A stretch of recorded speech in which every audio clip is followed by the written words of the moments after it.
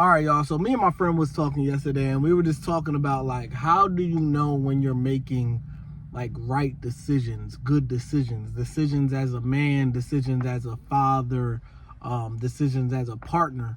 And it made me think about something that my therapist told me a couple years back, where he said, whenever you're trying to make a decision, think about what you would tell your child to do, because you'll never tell your child wrong, but you'll tell yourself wrong for the things that you want. And I think that's heavy, man. For all my people that got kids out there, it's so true. I mean, it's like, if our kid comes to us with a problem, it's like we kind of know the answer to the problem or how we would want them to solve the problem. And we got to take that on advice for ourselves.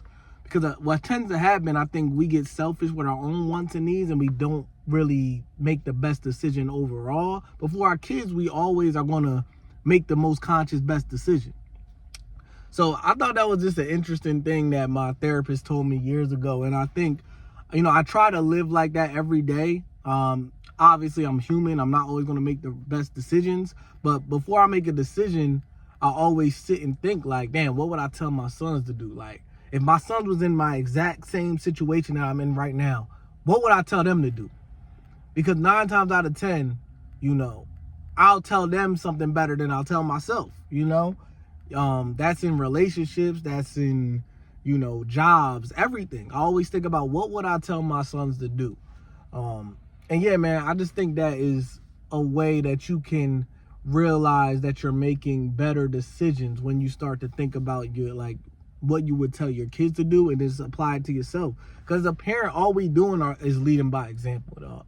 That's all we're doing, leading by example. And if we got to become the example that we want our kids to be at the end of the day. So yeah, man, whenever you down and trying to figure out the right decision, you stressed, you anxious, don't know, just always think about, if you have kids, just think about, what would I tell my child if they were in the same exact position that I'm in right now?